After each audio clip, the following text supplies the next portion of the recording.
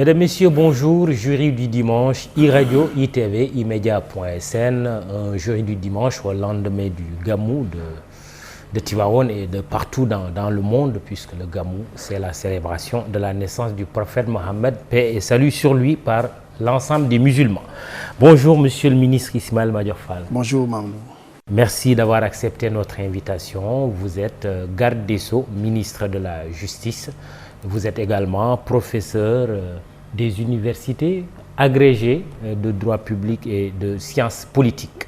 Nous allons commencer par une question d'actualité. Elle a été évoquée en Conseil des ministres le 28 septembre dernier par le chef de l'État, qui dit, abordant la consolidation du dialogue national et l'ouverture politique, le président de la République demande au garde des Sceaux, ministre de la Justice, d'examiner dans les meilleurs délais les possibilités et le schéma adéquat d'amnistie pour des personnes ayant perdu leur droit de vote. Cette question relative à une éventuelle amnistie est apparemment une urgence.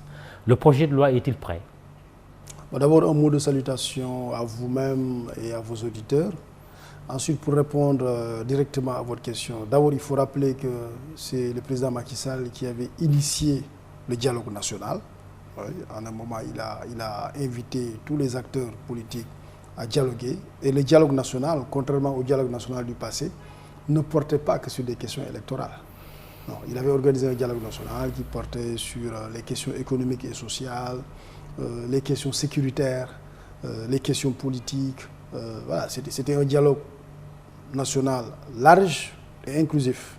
Justement, le volet politique de ce dialogue national avait formulé des recommandations pour que certains hommes politiques, pour la plupart c'est des hommes, certains hommes politiques qui ont perdu leur droit à être éligibles et d'être électeurs puissent recouvrer ces droits-là. C'est une recommandation. Et le président de la République a voulu donner suite à cette recommandation du dialogue national, tout comme il donne suite à la plupart des recommandations du dialogue national, pour ne pas dire la quasi-totalité des recommandations du dialogue national. Donc ce n'est pas tombé du ciel, ce n'est pas tombé comme un cheveu dans la soupe, non, c'est une suite logique. Oui, mais pourquoi ce moment seulement maintenant? Maintenant, parce que nous sortons d'élections, la clameur électorale est passée. Pour au moins 15 mois, nous n'avons plus de raison objective d'entretenir cette ambiance de campagne électorale. Le contexte est plus ou moins favorable à la conciliation, aux retrouvailles, à la réconciliation, à la clémence, au pardon. Donc le président de la République, de par son statut constitutionnel, peut prendre l'initiative d'impulser le pardon, soit par la voie de la grâce dont on connaît les effets limités, ou alors par la voie de l'amnistie, étant entendu que l'amnistie, d'après la Constitution, l'article 67 de la Constitution, l'amnistie est du ressort de la loi. Et donc le président a demandé au garde des Sceaux que je suis d'initier toutes les mesures pouvant permettre à ceux-là qui avaient perdu leurs droits civiques, notamment ceux d'être électeurs et d'être éligibles, de les retrouver. Vous en êtes où? Donc ce n'est pas fermé. Vous en êtes où? Ce n'est pas que l'amnistie. Oui. Voilà. Ce n'est pas que l'amnistie. Non, ce n'est pas que l'amnistie. C'est beaucoup plus large. Voilà, il a dit de voir les modalités qui permettront à ces personnes concernées de pouvoir retrouver le droit. C'est-à-dire? Donc ça peut passer par l'amnistie, c'est une des modalités, parce que comme on le sait, l'amnistie éteint l'action publique, l'amnistie efface les infractions commises, l'amnistie est un pardon, une clémence qui réhabilite la personne dans ses droits civiques et politiques, puisque les condamnations dont il est l'objet ou les condamnations qui le concernent sont effacées, retirées du casier judiciaire. Aussi bien les peines que les amendes. Oui, aussi bien les peines que les amendes. C'est le schéma retenu. Oui, parce qu'en fait, c'est les sanctions pénales. Et quand on dit sanctions pénales, on pense souvent aux privations de liberté. Mais l'amende aussi peut être considérée dans une certaine mesure comme une sanction pénale. L'amende. Voilà. Le schéma que vous avez retenu peut être considéré. Donc, pour l'instant, aucun schéma n'est retenu. On va soumettre au président de la République tous les schémas possibles, étant entendu ici qu'il n'y a que deux qu'il faut privilégier, ou passer par la voie du code électoral, Parce que dans le code Oui. électoral, il y a essentiellement les articles L29, L30, L31, Oui. voilà, qui restreignent la liberté de certains citoyens qui font l'objet de condamnation pénale à s'inscrire sur les listes électorales. Et lorsqu'on n'est pas inscrit sur les listes électorales, lorsqu'on n'est pas électeur, on ne peut pas être éligible. Et aujourd'hui, il faut essayer de voir dans le code électoral comment modifier le code électoral pour pouvoir permettre à ces personnes de pouvoir s'inscrire sur les listes électorales et de retrouver leur éligibilité. C'est une voie. Oui. C'est une voie. Oui. Et puis, il y a une autre Mais voie. qui n'efface pas les peines. Oui, ça peut effacer les peines. Pourquoi? Parce que la loi électorale, c'est le législateur. Oui. C'est le législateur. Le législateur peut prendre les décisions qu'il veut. C'est la loi. Oui, donc quand je dis La loi. ça n'efface pas, je fais allusion par exemple aux sanctions pécuniaires, si on peut le dire Oui, comme ça. oui. On sait qu'il y a une ça amende de ça 138 n'était milliards concernant Karim Wade. Ça Il y a n'était pas également forcément Khalifa l'action publique. Babacar Sall, Oui, ça 1,8 n'était pas. milliard. Oui, ça n'était pas forcément l'action publique. Oui. Ça n'efface pas Oui. forcément les condamnations Les pénales. condamnations Mais on peut Oui. permettre, Oui. en modifiant la législation électorale, Oui. de leur faciliter l'inscription sur les listes électorales. Voilà, l'amnistie aura des effets plus larges. Et c'est la deuxième L'amnistie, option. Et la deuxième option pourrait être l'amnistie maintenant. Et quand on aborde l'amnistie, voilà, bon, là, on est plus habitué à cette formule de clémence. Au Sénégal, on a eu au moins dans l'histoire, quand on reprend l'histoire du Sénégal depuis au moins les années 67, 76, 8, 91, 2005, voilà, on a une succession tout de même de lois d'amnistie. L'amnistie est une modalité de clémence qui est courante dans l'histoire du Sénégal. Mais souvent, c'était pour des délits politiques. Là, des délits de nature politique, des délits liés à l'atteinte à la sûreté de l'État, etc. Donc l'amnistie peut aussi être une voie envisagée. De toute façon, toutes les propositions seront soumises au président de la République et il appartiendra au président de choisir la voie la plus appropriée pour permettre à ces personnes de recouvrer leurs droits. Vous êtes ministre de la Justice, mais vous êtes surtout professeur de droit. Quelle est l'option qui emporte le plus votre adhésion, Ismaïla Madior Fall? Bon, en réalité, il faut dire que moi, je n'ai pas de préférence particulière. Pour moi, ce qui importe, c'est la fin, la finalité, l'objectif visé. L'objectif visé, c'est quoi?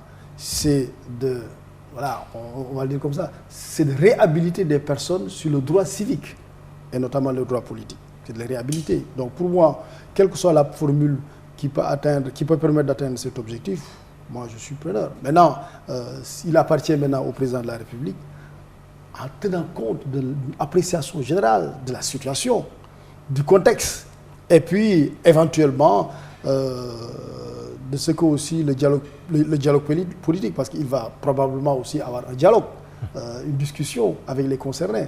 Et donc tout dépendra maintenant de tous ces éléments d'appréciation, et en fonction de ces éléments d'appréciation, le président de la République fera l'option de la voie qui lui paraît la plus appropriée. Mais a priori pour moi, les deux voies, si elles permettent d'atteindre les objectifs, les deux voies pour moi sont d'égale valeur. Dans le communiqué du Conseil des ministres, il est fait état d'amnistie des personnes ayant perdu leur droit de vote. Amnistie. Oui, ça veut dire quoi? Ça veut dire qu'il n'est pas impossible que ce soit une amnistie. Oui.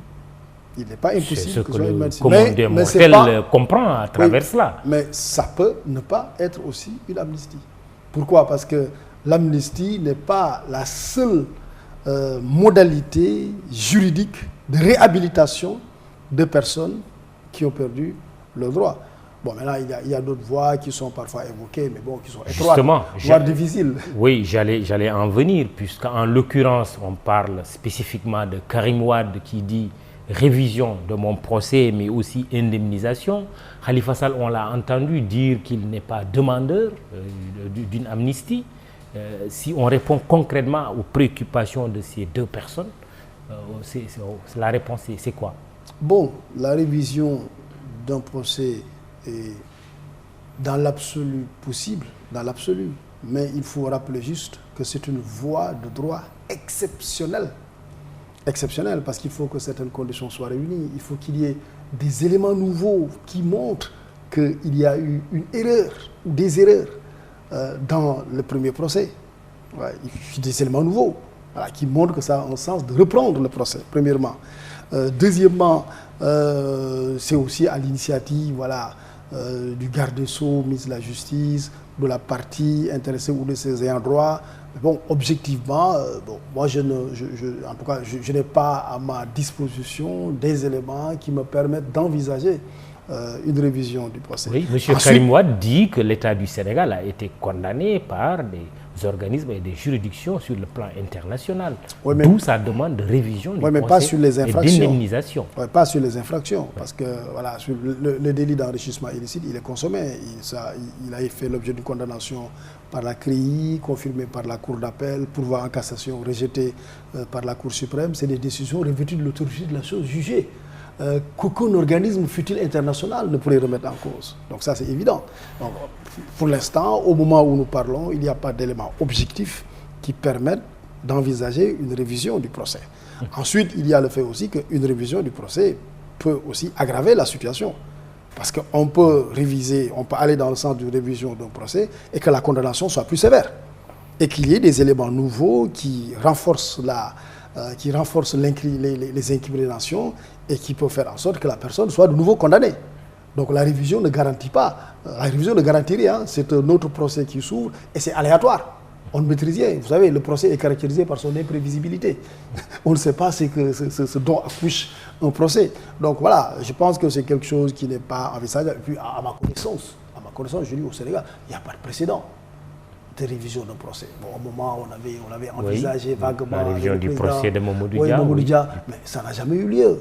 Donc dans l'histoire politique, institutionnelle, judiciaire du Sénégal, je n'ai pas, moi, connaissance d'un cas de révision du procès, premièrement. Deuxièmement, je ne vois pas, à partir d'éléments objectifs, qu'est-ce qui permet d'envisager une révision du procès. Donc pour moi, aujourd'hui, les voies qui s'imposent, les voies qui nous paraissent raisonnables, qui nous paraissent possibles d'envisager, pour moi, c'est la modification du code électoral qui a quand même un avantage. C'est que, ça permet aux personnes de retrouver leur droit à être électeurs et à être éligibles, mais en même temps, on ne nous opposera pas, on ne dira pas, oui, vous avez amnistié des individus qui sont convaincus d'escroquerie sur les deniers publics, de mauvaise gestion des deniers publics, etc. Parce que ça, c'est aussi un argument auquel il faut répondre. Mais ils contestent ces individus-là. Oui, parfaitement. Oui. Non, mais vous savez, on peut contester, mais nous avons un système judiciaire. D'accord. Mais que dit le système judiciaire? Le système judiciaire dit qu'ils sont contestés, à moins que nous contestons maintenant le système judiciaire. Mais le système judiciaire dit qu'ils sont coupables. Moi, je ne dis pas qu'ils sont coupables.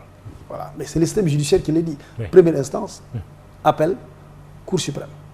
Maintenant, si on continue à contester, oui, on peut continuer à contester. Mais le fait est qu'il y a des actes qui sont pourvus de la non-contestabilité parce que dit par un juge, pas dit par Mahmoud Ibra Kane ou Ismaël Madior Fall, futur ministre de la Justice ou le président de la République. Non, c'est des juges qui ont dit qu'ils sont. Voilà, ils peuvent continuer à contester. Donc pour moi, c'est vraiment cette voie de droit qui permet aux personnes de retrouver le droit, mais sans qu'on puisse nous reprocher d'absoudre des délits de détournement de deniers publics ou d'enrichissement illicite. Et puis il y a la voie de l'amnistie aussi qui est envisageable, qui n'est pas une première. C'est possible de le faire. Ça s'est fait dans l'histoire politique du Sénégal. Et en fait, la caractéristique aussi de l'amnistie, c'est que l'amnistie permet aussi l'apaisement social. L'amnistie a un objectif d'apaisement, oui. Un objectif de réconciliation. Oui. L'amnistie a un objectif de tourner la page. Oui. On tourne la page. On a entendu le chef d'État parler de paix sociale. Exact. On l'a entendu. Oui. Voilà. Et il y a autre chose de très important dans l'amnistie. C'est l'oubli. Oui. On oublie aussi. On efface les condamnations. On efface même les infractions. La dernière grande loi d'amnistie à laquelle nous avons assisté, que nous avons connue, c'est la fameuse loi Ezzan. Oui, la loi de 2005. Voilà. Oui, et les crimes, notamment l'affaire de l'assassinat de Maître Babacar Sy. Oui, parce que pendant cette loi, je crois que c'était de 1992 à... je pense que c'était 92 à 2000. Non, voilà. Et justement... de 83 à 2004. 83 à 2004, voilà. Et justement, c'est lors de cette loi que le Conseil constitutionnel du Sénégal a développé une doctrine de l'amnistie. C'est-à-dire que c'est quoi l'amnistie exactement du point de vue juridique? Cette doctrine a été définie par le Conseil constitutionnel dans sa décision de 2005, parce qu'il y a eu un recours contre cette loi d'amnistie. Et le Conseil a dit, 1, l'amnistie est bien dans la Constitution, article 67 de la Constitution. 2, l'amnistie n'a pas de limite. Le législateur peut amnistier ce qu'il veut amnistier. toutes les infractions sont éligibles et qu'il n'y a pas de limite. C'est un pouvoir absolu du législateur. Et 3, l'amnistie avait aussi pour objectif de favoriser la paix, l'apaisement, la réconciliation nationale. Voilà, et donc aujourd'hui, tout ce qui concerne l'amnistie, du point de vue juridique en tout cas, est bien établi, bien fixé dans cette décision du Conseil constitutionnel. Et vous n'avez pas de préférence, c'est le chef de l'État qui va trancher. Voilà, c'est le chef de l'État qui aura une préférence. Moi, je n'ai pas de préférence. Alors, Karim Wade et Khalifa Sall, on dit qu'ils ne sont pas demandeurs d'une amnistie. Et concernant leurs droits civiques et politiques, ils ont toujours dit que c'est illégal et c'est arbitraire qu'ils en aient été privés. Moi, à ma connaissance, je dois peut-être revisiter mes cours d'histoire. Je n'ai pas connaissance au Sénégal de quelqu'un qui a demandé une amnistie. Peut-être ça existe. Si vous avez dans vos archives des cas ou des exemples d'individus qui ont demandé une amnistie, vous pouvez toujours me le dire. Moi, je n'en connais pas. Et Dieu sait qu'il y a eu beaucoup de lois d'amnistie. Toutes les personnes dans l'histoire du Sénégal qui ont bénéficié d'amnistie n'ont pas été demandeurs. Mamoudou Dia a bénéficié de l'amnistie. Il n'était pas demandeur. Tous ceux qui ont bénéficié de l'amnistie n'étaient pas demandeurs. Ceux qui ont bénéficié de l'amnistie de 2005, la fameuse loi Ezzan dont vous parlez, je n'ai pas, moi, connaissance qu'ils aient été demandeurs, premièrement. Deuxièmement, l'amnistie, c'est une loi. Il y a ce qu'on appelle l'amnistie de plein droit et l'amnistie qui peut bénéficier à certaines personnes. L'amnistie de plein droit, c'est quoi? C'est qu'on fait une loi d'amnistie qui identifie des infractions éligibles à l'amnistie et toutes les personnes qui sont concernées par ces infractions ou qui ont commis ces infractions bénéficient automatiquement. Et qui peuvent être politiques ou non politiques. Oui, ça dépend des infractions. Voilà. Oui. Qui peuvent être politiques ou non politiques. Ici, c'est les infractions, les faits. C'est tout. Qui sont ciblés. Voilà. Et donc, dès qu'on vise les infractions, oui, tous les gens qui ont commis ces infractions ou qui ont fait l'objet de condamnation pour ces infractions, ou même pas condamnés, parce que le Conseil constitutionnel dit qu'ils aient été jugés ou non, donc bénéficient de cette amnistie. Automatiquement. Automatiquement. Et puis, il y a la deuxième modalité qui consiste à dire, non, on vise les infractions, mais seuls bénéficieront de l'amnistie les personnes qui seront nominativement listées. Donc, quand on dit l'amnistie cible les faits et non les personnes, ce n'est pas totalement vrai, dit comme ça? Non, ce n'est pas totalement vrai. Pourquoi? Parce que quand ils disent l'amnistie vise les faits ou les infractions, ils ont raison. Ils ont raison. Mais en même temps, l'amnistie peut, outre qu'elle vise des infractions, lister des personnes. Oui. Donc, pas totalement vrai non plus. Voilà. Donc, d'ailleurs, à l'époque, dans l'ancien droit pénal, on l'appelait la grâce amnistiante. Grâce amnistiante. Pourquoi? Parce que la grâce vise souvent des individus. Le décret qui gracie, mais l'individu ou les individus qui bénéficient de la grâce. Mais là, on dit grâce amnistiante. Pourquoi? Parce que là, en fait, la loi dégage le principe de l'amnistie, et liste les infractions concernées et renvoie à un décret pris par le président de la République pour lister les personnes qui sont éligibles ou qui peuvent bénéficier de l'amnistie. Voilà, donc il y a l'amnistie de plein droit qui est automatique. Là, c'est très simple. Si on dit on amnistie tous ceux qui ont été convaincus de détournement de deniers publics, d'escroquerie sur deniers publics, à partir de ce moment, si on s'en limite là, on fait le tour des prisons. Et toutes les personnes qui ont bénéficié, qui ont commis ces infractions, bénéficient automatiquement de la mesure. C'est une mesure générale et impersonnelle. Mais on peut tout de même restreindre en disant non, c'est cette liste de personnes plutôt qui seraient intéressées. Donc, pour répondre à votre question, vous disiez, oui, ils ne sont pas demandeurs. Je ne connais pas quelqu'un qui a été demandeur dans l'histoire. Ce serait peut-être une première qu'eux, ils demandent. Voilà. Et puis, l'amnistie aussi, c'est une mesure générale et impersonnelle. Ça veut dire qu'une fois qu'il y a l'amnistie, vous ne pouvez pas dire « je n'ai pas demandé, donc je n'en bénéficie pas ». Non, c'est une loi générale et personnelle. Une loi, c'est pas... On n'est pas demandeur d'une loi, on n'est pas exigeant d'une loi. Non. Une loi, quand on la prend, c'est une mesure générale, impersonnelle, qui s'applique dans tous ses effets. Je rappelle que vous suivez le jury du dimanche. Ismaïla Madior Fall en est l'invité. Il est garde des Sceaux, ministre de la Justice. Si on suit votre logique, si cette amnistie devrait être vraiment globale, la plus large possible. Non, il y a les deux cas. Il ne faut pas retenir celle. Oui, non, je dis si elle devrait l'être. Voilà. Ce ne serait pas seulement. Si elle devrait être générale et impersonnelle. Oui, Karim Wade et Khalifa Sall dont on parle, c'est toutes les autres personnes et personnalités aujourd'hui. Modalité A. Qui ont maille à partir avec la justice. Modalité A. Oui. Il y a modalité B. Oui. Modalité B, c'est qu'on vise les infractions et on liste les personnes qui sont concernées. On restreint le champ. Tout dépend. Il ne faut pas retenir qu'une hypothèse. Oui, il y a deux hypothèses. Je veux vous challenger quand même sur ce point. Oui. Alors, il reste que vous dites que c'est dans le cadre du dialogue national, de l'ouverture politique, que probablement il y aura des discussions. Le chef de l'État aujourd'hui est prêt à rencontrer tous les acteurs politiques, les forces vives de la nation. Mais le président, il rencontre tous les jours les acteurs. Là, concrètement, dans le cadre de cette amnistie ou modification du code électoral selon l'option retenue dont on parle. Je sais qu'il peut consulter. Je sais qu'il peut consulter une fois qu'il a la loi ou avant même qu'il a la loi. Je sais qu'il consulte parce que c'est aussi sa méthode de gouvernance. Consulter avant de décider.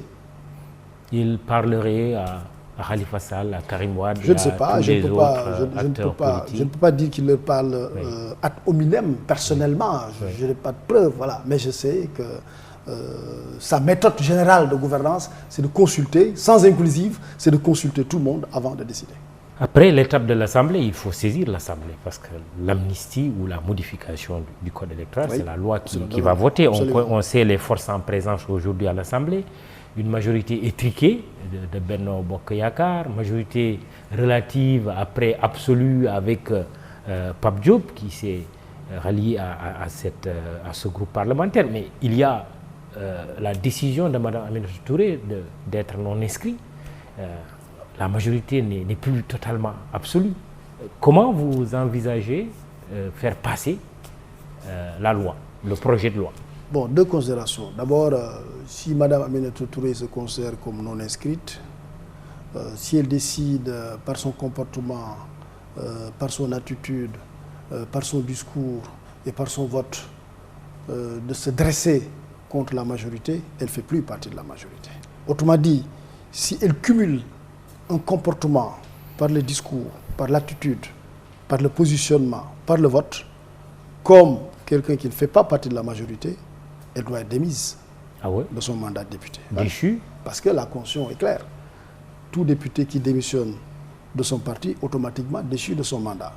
Maintenant, la démission, ce n'est pas seulement l'acte formel de démission, mais on peut, à partir de son comportement, de son attitude, de son discours, de ses propos, montrer qu'on a démissionné.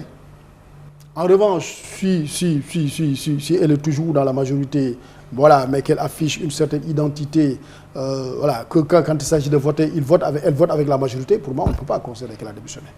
Mais pour moi, il y a un ensemble d'éléments objectifs.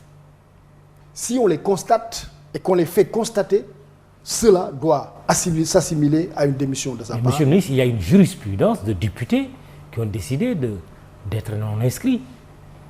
D'être non inscrits, oui, et de voter. Au départ, ils étaient dans un parti ou dans un groupe parlementaire. Et de voter contre la majorité qui les a élus. Mais ça peut arriver.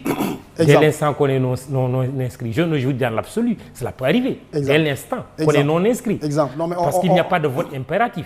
Oui, non, il n'y a pas de vote. Ça, je suis d'accord avec toi. C'est avec vous. C'est la Constitution qui le dit. Oui. Mais je veux dire, je voulais aussi des exemples concrets. Parce que parfois aussi, c'est bien d'illustrer que ce soit. Le principe est là pour. Que ce soit en communication. Oui, que ce soit... mais le principe est là pour étayer ce que je viens de dire. Il n'y a pas de vote impératif. Totalement d'accord. Oui. Mais voilà, moi je considère que, voilà, donc avec elle, moi je considère qu'elle est de bonne foi et qu'elle est toujours de la majorité, même si elle est non inscrite. Sauf si je constate, moi, qu'il y a des éléments qui me montrent qu'elle ne fait plus partie de la majorité. Oui. Parce que soit on est de la majorité, soit on ne fait pas partie de la majorité. Conséquence, c'est que si on considère, si on cumule un certain nombre d'attitudes, de faits, de comportements, de votes, qui montrent qu'elle a démissionné de la coalition du groupe Benno Bokk Yakaar, pour moi, la coalition doit en tirer toutes les conséquences. Ce monitoring a été fait. Son mandat de député. Ce monitoring a été fait. J'ai confiance en Ouarioum et au groupe parlementaire pour le faire. Bon, première considération. Deuxième considération, c'est que bon, même si elle voterait éventuellement contre une loi d'amnistie, parce que je crois avoir entendu qu'elle a dit qu'elle est contre l'amnistie. Il faut aussi dire que ce qui est intéressant dans cette nouvelle Assemblée nationale, c'est quoi? C'est que maintenant, on peut obtenir ce qu'on appelle des majorités d'idées. La majorité d'idées, c'est quoi? C'est qu'il y a une idée qui part de la majorité ou de l'opposition et qui rallie, qui traverse le clivage majorité-opposition et qui peut rallier une majorité composée de députés de la majorité et de députés de l'opposition. Moi, je suis sûr qu'aujourd'hui, il y a beaucoup de députés de l'opposition qui approuvent cette idée d'amnistie ou cette idée de modification de la loi électorale pour permettre à des personnes de retrouver le droit. Vous n'avez pas de crainte que ce projet de loi va passer comme lettre à la poste? Oui, bon, pas comme lettre à la poste, mais en tout cas, je suis plus sûr qu'il passe comme lettre à la poste. Mais je crois qu'aujourd'hui, on peut facilement obtenir ce qu'on appelle une majorité d'idées autour de ce projet de loi d'amnistie. Et d'ailleurs, je pense aussi que ça peut être le cas autour d'autres projets. Moi, je suis convaincu qu'au Sénégal, aujourd'hui, si s'il faudra exclure déchoir Mme Aminata Touré, il faudra également une majorité. C'est l'Assemblée qui prend la décision, non? Oui, mais là, c'est différent. Oui. Parce que là, ce n'est pas la plénière. Oui. C'est vrai que les modalités de remplacement du député devaient être précisées par une loi organique, notamment le règlement intérieur. Oui. Ça n'a pas été fait. Oui. Mais en réalité, ce n'est pas la plénière. Oui. C'est au maximum le bureau. Le bureau. Qui devrait se réunir pour la déchoir. Bon, très bien. Et il faut souhaiter aussi qu'elle démissionne. Parce que si jamais elle est déchue, il n'y a pas de voie de droit. Oui, un bureau aussi avec un 50-50 qui est là. Hein. Oui, 50-50, mais voilà, je pense qu'on a une légère majorité. Parce que, bon, quand même, les présidents de groupe siègent dans le bureau, mais n'ont pas le droit de vote. Bien, on verra la suite de tout cela. Alors, quand est-ce que l'Assemblée sera saisie de ce projet de loi? Ça, vous posez maintenant une question. Puisque l'urgence est signalée. Vous posez une question que je peux relayer demain à M. le Président de la République. Mamadou Ibra Kane m'a demandé quand est-ce que le projet de loi va être transmis à l'Assemblée nationale. Oui. Parce que, voilà, quand vous êtes ministre, on vous dit faites le projet, vous remettez au président, vous attendez sagement. Voilà, mais ce n'est pas à vous de déterminer l'agenda du travail gouvernemental. Merci de bien vouloir lui transmettre la question, encore que la question peut dès demain matin. Ben, très bien, merci. Elle peut aussi lui être posée directement, voilà, pourvu qu'il accepte à l'occasion d'accorder cet entretien que la presse nationale, les journalistes nationaux demandent à Monsieur le Président de la République depuis très longtemps. Oui, mais vous le posez comme si c'est une exigence qui est difficile à satisfaire. Une demande. Ben voilà. Qui ne doit pas être difficile à satisfaire. Oui. Moi, je vous ai vu régulièrement dans des interviews avec le Président de la République. Donc, c'est quelque chose qui est courant. Qui est ordinaire, banal. Très rare, ça fait très longtemps quand même. Ah bon? Dernièrement, c'est plus à la presse internationale qu'il s'est adressé. Très bien. J'espère que le message est passé en tout cas. Ismaël Madior Fall, parlons de votre retour. Tout de suite, on a dit, le tailleur constitutionnel est revenu. Mais oui, voilà, vous vous empressez. Oui, vous vous empressez de le préciser. Vous avez êtes un tailleur de haute couture. Oui, parce que vous avez oublié. Non, constitutionnel, c'est 3 mots. Tailleur constitutionnel de haute couture. De haute couture. Il faut être complet. Absolument. Dans la formule. Très bien. On vous suit alors.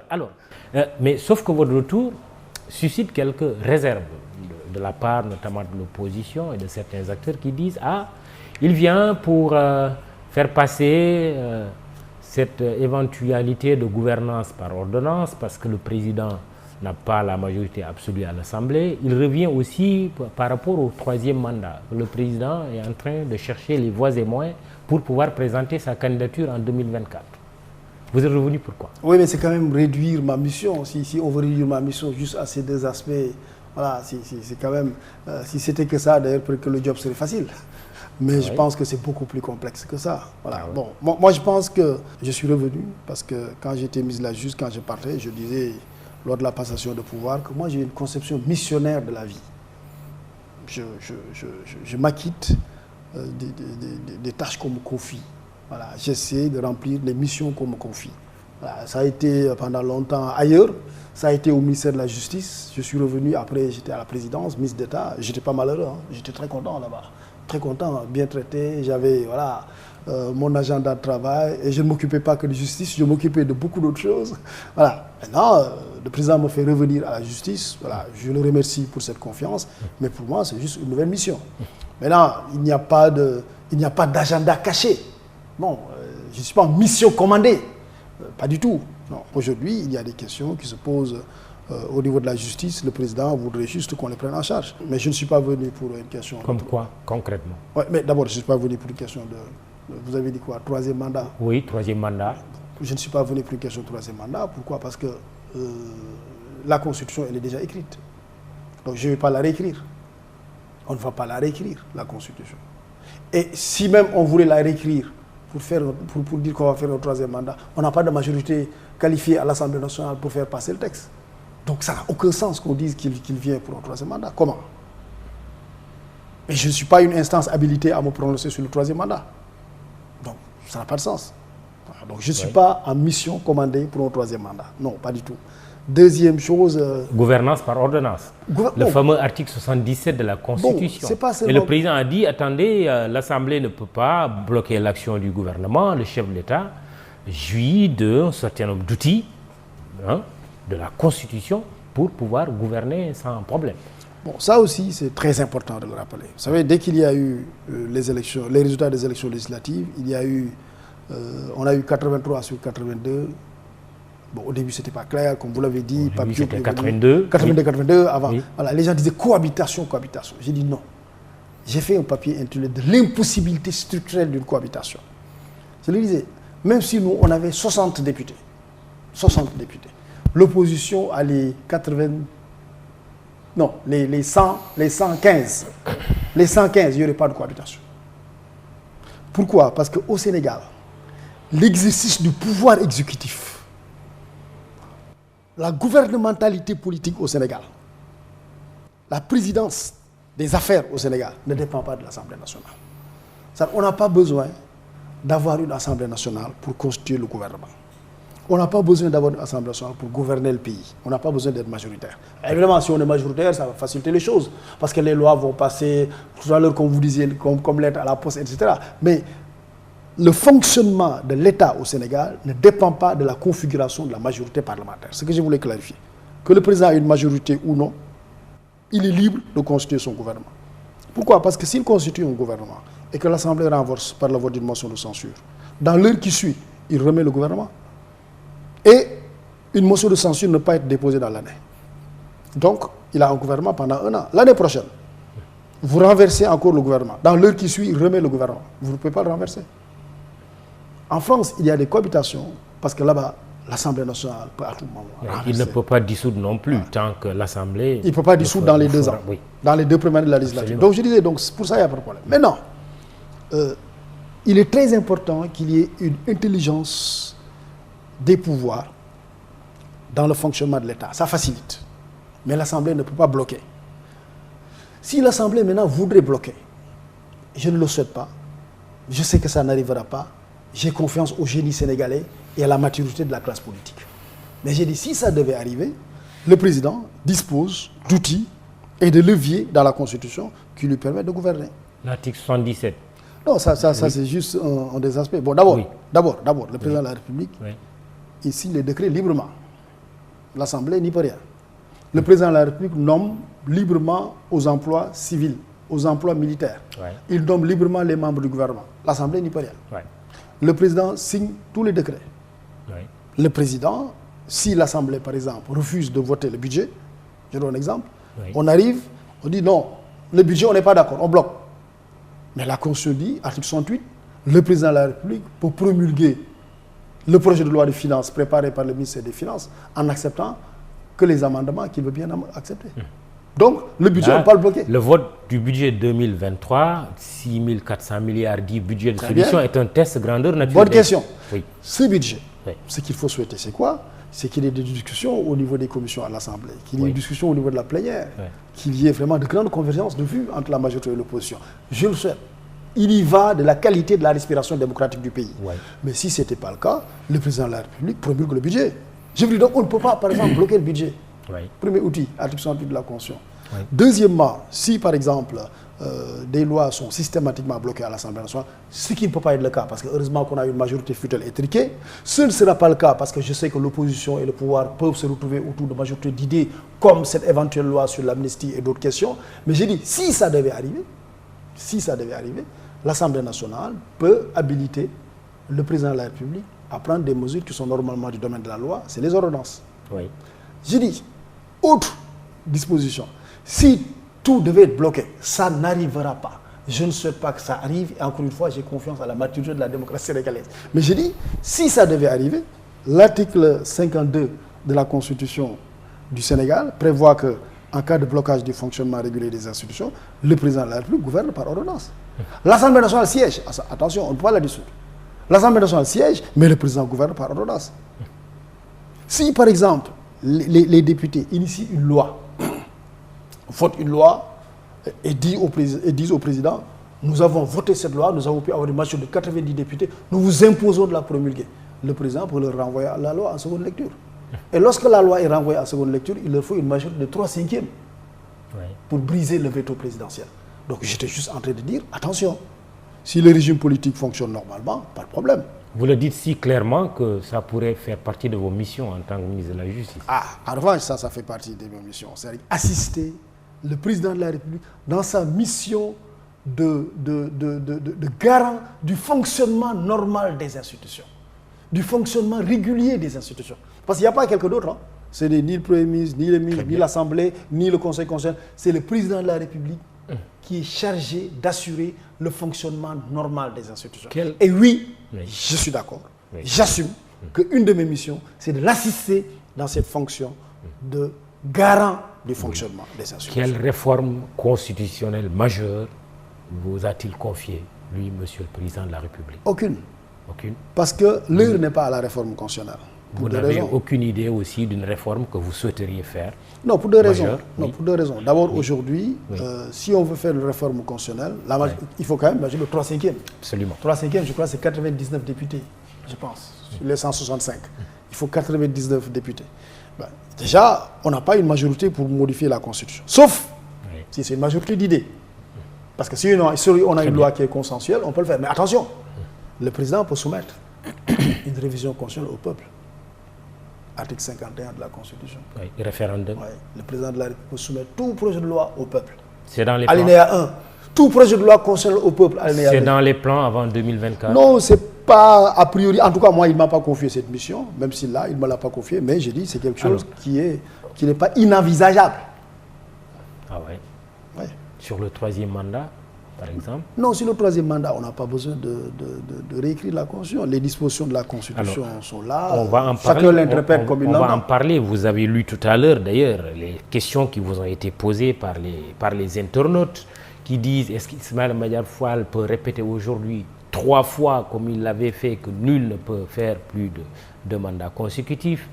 Lui, Ismaïla Madior Fall, avait défendu l'irrecevabilité de la candidature du président Abdoulaye Wade en 2012. Je rappelle d'ailleurs, vous avez parlé de constitutionnalité apparente de la candidature de Maître Abdoulaye Wade et d'inconstitutionnalité réelle de cette même candidature. Mais je vous ai lu également votre livre sur la réforme constitutionnelle du 20 mars 2016 au Sénégal, tout comme votre livre révision constitutionnelle vous avez sorti tous les livres, Mamoudou, à charge. Révision, non pas à charge, mais ce sont les écrits de professeur Ismaïla Madior Fall. Révision constitutionnelle consolidante et révision constitutionnelle déconsolidante. Mais je vous cite par rapport au livre sur la réforme constitutionnelle du 20 mars 2016, intitulé « La réforme constitutionnelle du 20 mars 2016 au Sénégal, la révision consolidante record ». Une des grandes originalités de la réforme est l'insertion des clauses d'éternité qui ferment la porte aux révisions des consolidantes connues par le passé. En effet, la réforme rend juridiquement impossible tout retour en arrière sur les points essentiels comme le mode d'élection, la durée du mandat et la limitation à 2 consécutifs du nombre de mandats du président de la République. Pourquoi avez-vous qualifié cette réforme de révision consolidante record? Non, j'avais dit consolidante record parce que je l'avais comparé avec toutes les révisions qu'on a eues au Sénégal. Au Sénégal, chaque fois qu'on avait une révision, la révision portait sur une question. Maxi 2. Et cette révision portait sur beaucoup de questions. Premièrement, ça enrichissait la charte des libertés. C'est là qu'on a mis le droit à un environnement sain, le droit à son patrimoine, tous les droits là, de l'homme de la 3e génération, on les avait mis dans la Constitution.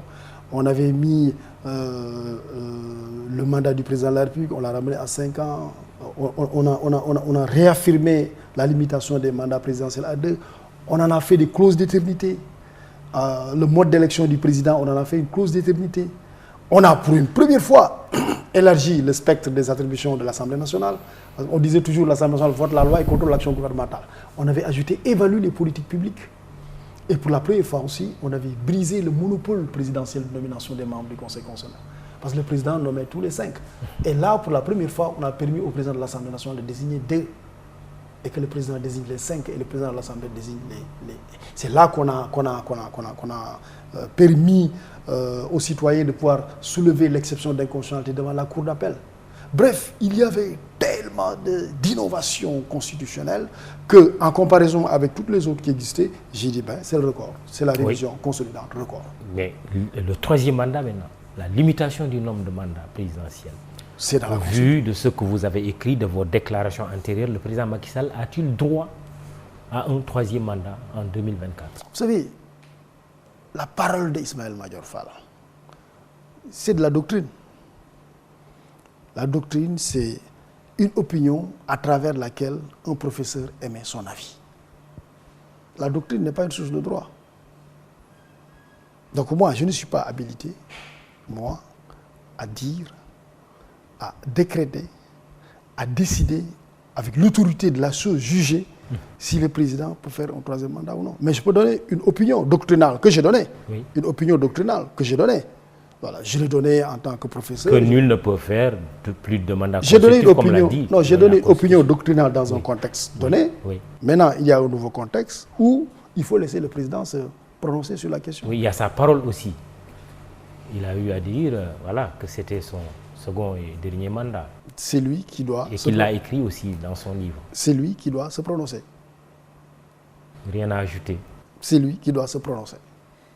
Alors, Ismaël Madior Fall, est-ce qu'au regard quand même du débat sur le troisième mandat, des révisions anticonstitutionnelles dans certaines situations, mais aussi des coups d'État... Quelle révision anticonstitutionnelle? Je ne parle pas particulièrement du cas du Sénégal. Ah oui, oui, voilà. Ah, vous avez décloisonné. De la CEDEAO, parce qu'il y a une problématique qui est là. Il y a même des coups d'État dans notre sous-région. La question démocratique en Afrique ne doit-elle pas être revisitée? Oui, bon, de toute façon, il y a deux grands auteurs de la science politique qui nous avaient dit deux choses. Le premier, c'est Alexis de Tocqueville. Tocqueville nous avait dit que la marche vers la démocratie est réversible, inexorable. Mais attention, elle peut être lente, chaotique et parfois même connaître des retours en arrière. Ça, c'est Tocqueville. Tocqueville, on peut le considérer comme le maître de la science politique, notamment de la comparaison politique, avec notamment son ouvrage de la démocratie en Amérique. Voilà. Et donc, on le voit, que voilà, ça peut avancer, ça peut être des reculs. Et même en Europe, on l'oublie souvent, en Europe, en Amérique, la démocratie aussi s'est fait comme ça. C'est parfois des bons en avant, parfois c'est des stagnations, parfois c'est des bons en arrière. Le deuxième, c'est Samuel Huntington, The Third Wave of Democratization. Il montre qu'au fond, la démocratisation, c'est des cycles. Il y a des cycles de flux démocratique, où ça peut marcher, les pays connaissent des progrès démocratiques, et il montre qu'il y a des périodes de reflux démocratique, où parfois il y a des reculs. Et il prend l'histoire de l'Europe. Il montre que, par exemple, à partir de la fin du 19e siècle, en Europe, il y a eu une démocratisation continue, mais qu'à partir de la fin, du début des siècles notamment, dans des pays comme l'Espagne, le Portugal, la Grèce, il a montré comment il y a eu des dictatures. Après, tout d'un coup, le cycle des dictatures s'est fermé, et il y a eu encore de nouveau le cycle démocratique. Ça, c'est des lois des sciences politiques, de façon générale. Maintenant, pour en arriver dans notre continent africain... Et surtout l'Afrique de l'Ouest. Oui, l'Afrique de l'Ouest. Bon, mais encore, l'Afrique de l'Ouest même, voilà, c'est quand même 3 pays sur 16. 16-17, c'est 3 pays, et c'est les mêmes. Voilà. Et moi, je pense qu'il faut aussi s'interroger sur, en sciences politiques, on dit analyse étiologique des coups d'État. C'est-à-dire, qu'est-ce qui explique? Quels sont les facteurs explicatifs ou entraînants le coup d'État dans les pays comme le Mali, le Burkina Faso et notamment la Guinée. C'est les 3 pays dont il s'agit. Coup d'État militaire, mais coup d'État dit constitutionnel aussi. Certains disent, mais il y a aussi des coups d'État constitutionnels. En faisant allusion à un 3e mandat, voilà, que la Constitution ne permet pas. Oui, bon, encore qu'il faut relativiser. Au Mali, je ne crois pas qu'il y ait eu un 3e mandat. Au Mali. En Côte d'Ivoire, par exemple. Non, en Côte d'Ivoire, il n'y a pas de Côte d'Ivoire. Je parlais de la Côte d'Ivoire. en parlant de coup d'État constitutionnel sur la question du troisième mandat. Non, moi, juriste, en relayant un peu les opinions émises par des compatriotes, mais aussi des citoyens tout simplement africains. Non, moi, en tant que juriste, quand un président de la République initie un projet de loi de révision de la Constitution en Côte d'Ivoire, que le Parlement se réunit pour adopter la procédure de révision de la Constitution, que ce soit promulguée, moi, juriste, je ne parle pas de coup d'État. Mais les journalistes, eux, peuvent parler de coup d'État, ou d'autres. Mais moi, juriste, je ne parle pas. On a entendu des chefs d'État le dire. Oui, ou des chefs d'État même. Mais pour moi, coup d'État, c'est quoi? C'est quand il y a prise du pouvoir par des moyens extra-constitutionnels. Moi, ça, un coup d'État. On prend le pouvoir, mais on ne passe pas par les procédures qui sont prévues par la Constitution. Le coup d'État constitutionnel n'existe pas. Pour moi, le coup d'État constitutionnel n'existe pas. Voilà. Sauf si on suspend la Constitution, voilà, et on dit, on suspend la Constitution et on prend le pouvoir. Voilà. Le coup d'État par suspension de la Constitution, mais pour moi, voilà. Maintenant, je revenais un peu à ça, parce que bon, les gens disent, ouais, c'est le troisième mandat. Bon, moi, je pense qu'il ne faut pas faire ce qu'on appelle la politologie de l'iceberg. La politologie de l'iceberg, ça veut dire qu'on prend en considération ce qui est apparent et on oublie ce qui est dedans. Aujourd'hui, si on dit, ouais, c'est les troisième mandats qui sont à l'origine des coups d'État, mais scientifiquement, ce n'est pas vrai. Au Mali, il n'y a pas de problème de coup. Il n'y a pas de problème de troisième mandat. Il n'y en a pas eu. Absolument. Troisième mandat. On a renversé un président qui faisait son deuxième mandat. Exact. Au Burkina Faso, la même situation. Exact. Mais Au Togo, quand même, troisième mandat. Il n'y a pas de oublié Alpha Condé.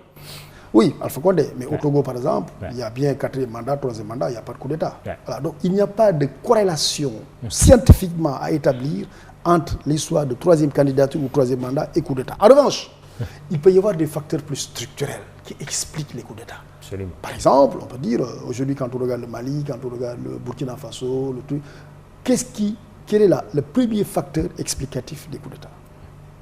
C'est l'insécurité. Ouais. C'est le fait qu'il y ait des pans entiers du territoire que l'État n'a plus sous son contrôle. Il y a des bandes armées qui se développent, il y a des trafics qui se développent. Ça fragilise l'autorité, ça fragilise l'État. L'État est en déliquescence et l'armée apparaît comme le sauveur. C'est ça qui est structurel. Alors, ma dernière question sur ces aspects, êtes-vous favorable à une discussion sur la non-limitation du nombre de mandats présidentiels? Ou pensez-vous que ça doit être un acquis à consolider? Moi, je Parce que ce serait une révision consolidante. Moi, je suis un scientifique. Ouais. Pour moi, il n'y a pas de question taboue. Pour moi, on peut discuter de tout. De cette question, y compris même au Sénégal aujourd'hui? Au Sénégal, en Afrique, dans le monde. Mais il n'y a pas de question taboue. Pourquoi si quelqu'un dit quelque chose, on te dit, tu es un traître, pourquoi tu parles de ça? Moi, je suis pour la liberté intellectuelle. J'avais compris que c'était une révision consolidante, cette limitation du nombre de mandats. Mais tout comme. Mais aujourd'hui, on peut discuter de est-ce que le Sénégal ne doit pas être un État fédéral? Est-ce que c'est tabou? Mais on peut en discuter. Est-ce que le Mali ne doit pas être un État fédéral? Est-ce que le Mali n'est pas victime de la forme d'État qu'il a? Est-ce que le territoire malien est approprié à un État unitaire? Au Mali, je le disais, les gens disaient non, professeur, ici, on ne discute pas de ça. Nous avons opté pour l'État unitaire, pas pour le fédéralisme. Je dis non, justement. Sauf que la fédération avait existé, la fameuse fédération du Mali. Non, au Mali, le Sénégal et le Mali, non, mais je vais au-delà, qui a éclaté. Alors, pour moi, toutes les questions peuvent discuter. Jeudi dimanche, iRadio, ITV, imedia.sn, Ismaël Madior Fall, ministre de la Justice. Parlons de ces affaires pendantes très rapidement devant la justice. Adji Sarr, Ousmane Sonko, Sitor Ndour avec une jeune femme de ménage qu'il a employée sur des questions de viol présumé. Est-ce que, quand on regarde l'affaire Sitor Ndour et qu'on regarde l'affaire Adji Sarr Ousmane Sonko, on peut dire que la justice est en train d'être administrée convenablement, librement, au regard de l'évolution de ces dossiers? Votre question m'expose à un double risque. Double risque. Le premier risque, c'est qu'en tant que ministre de la Justice, si je vous réponds, je peux être suspecté d'influencer le cours de la justice. Parce que mon opinion n'est pas l'opinion d'un professeur ou d'un citoyen lambda. Donc ce que je dis est susceptible, dans une certaine mesure, à tort ou à raison, d'influencer la justice. Premier risque. Deuxième risque, c'est que vous me fassiez violer le secret de l'instruction. Parce que ce sont des questions qui sont en instruction aujourd'hui. Et l'une des règles sacrées qui préside l'instruction, c'est le secret. Vous savez que seul le juge et les avocats impliqués peuvent l'évoquer, et même pas en public. Donc moi, je ne peux pas me prononcer sur ces questions.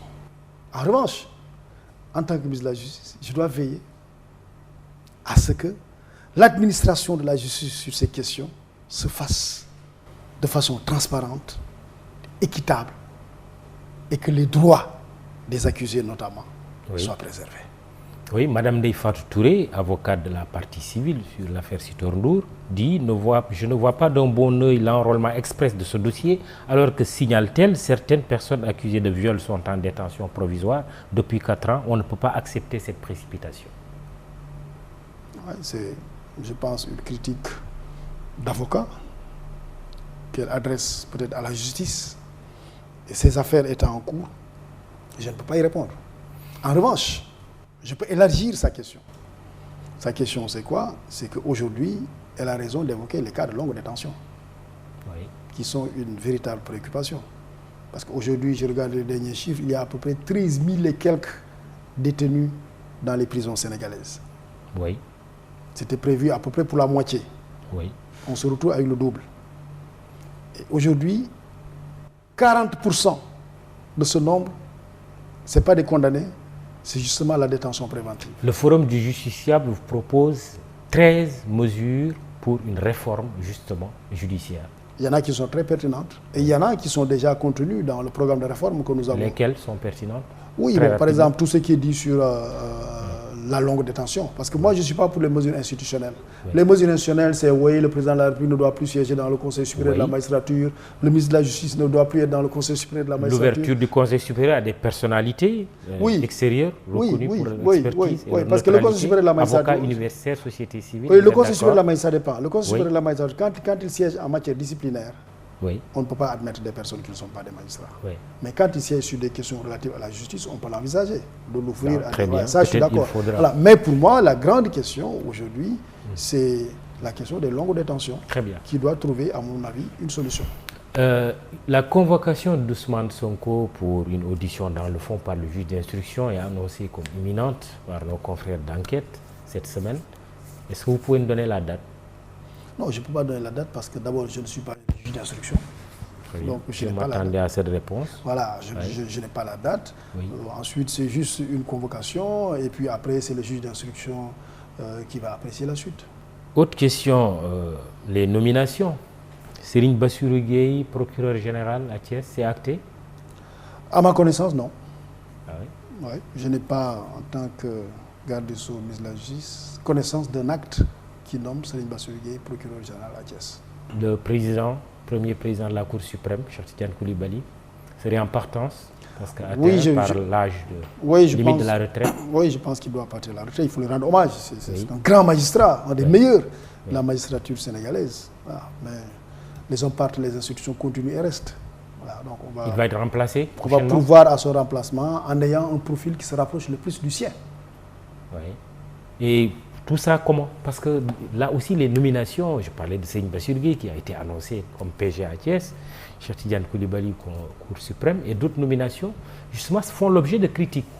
En disant que, voilà, que certaines conditions ne sont pas réunies, que c'est fait de manière un peu arbitraire. Vous répondez quoi? Non, généralement, c'est difficile quand même au niveau de la magistrature que les nominations se fassent pas normalement. C'est difficile. Pourquoi? Parce qu'en fait, c'est l'un des rares corps où les nominations se font en Conseil supérieur de la magistrature. La règle. Il n'y a que des cas où, exceptionnellement, sur 1 ou 2 cas, pour des raisons objectives, qu'il y ait des consultations à domicile. Mais c'est l'un des rares corps, la magistrature. Moi, je le dis d'ailleurs chez vous, d'abord, c'est trop transparent.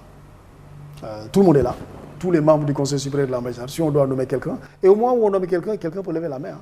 Pour dire qu'on n'est pas d'accord parce qu'il ne remplit pas les critères de l'ancien. Je le dis, chez vous, c'est transparent. Parce que ça se fait en Conseil supérieur de la magistrature. Le président, il nomme les magistrats en Conseil supérieur de la magistrature. Pourquoi pas une compétition, l'appel à candidature? Non, attendez, alors que dans les autres corps, le président ne nomme pas en Conseil... Le président nomme cela. Oui. Mais là, il nomme en Conseil supérieur de la magistrature. Ensuite, chez les magistrats, il y a aussi un critère qui est très important, qui n'existe pas, par exemple, chez nous, moi je le dis ça. Oui. C'est l'ancienneté. Chez nous, vous pouvez être professeur d'université en 7 ans. Hein. L'appel à Impossible candidature, au niveau de la pourquoi magistrature. pas? Pourquoi pas l'appel à candidature? Mais l'appel à candidature pour quel poste? Ça dépend. Quel poste? Oui, ben, le parquet, au niveau du parquet, certaines les juridictions aussi. Oui, donc pourquoi pas? vous voulez qu'on organise une compétition? Ben, Ouais, mais dans ce cas, attention, il faudra organiser la compétition entre les mêmes gens. Parce que si vous dites appel à la compétition, attention, hein, oui. si vous dites appel à la compétition ouvert, au niveau de la magistrature, c'est difficile. Parce que là-bas, il y a l'ancienneté.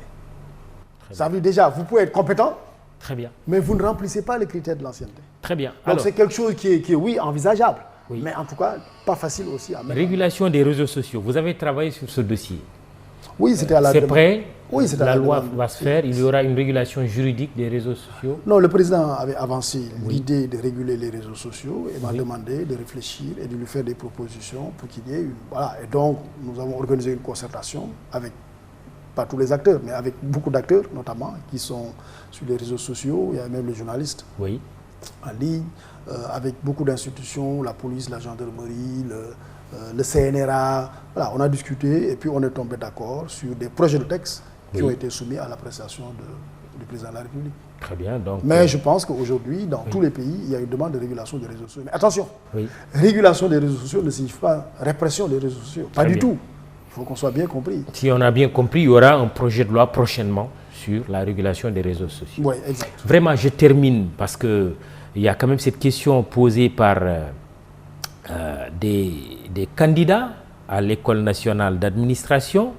Alpha Mamadou Sall, je souhaiterais vraiment que monsieur le ministre de la Justice, je ne sais pas si vous pouvez répondre, je pose quand même la question, nous disent ce qu'ils pensent de l'ENA, son DG et la présidente du jury du dernier concours de l'ENA qui ont refusé de répondre à la convocation d'un juge et aujourd'hui refusent d'exécuter une décision de justice leur ordonnant de mettre à notre disposition nos copies et nos notes du concours ENA. Ils ont lancé une initiative qui s'appelle Tahaou Tem Khol Sunu Kopi. Il cite un certain nombre de personnes, Mohamed Diouf, Ibrahim Baldé, Amagor Robert Niang, que nous connaissons bien, qui a travaillé à Immédiat, Daoud Rassoul Mbaye, Khadim Fall, Ali Bokoum Sané, Fadiyan Mouriba Mafé, Ousseynou Ndiaye, voilà, qui sont concernés.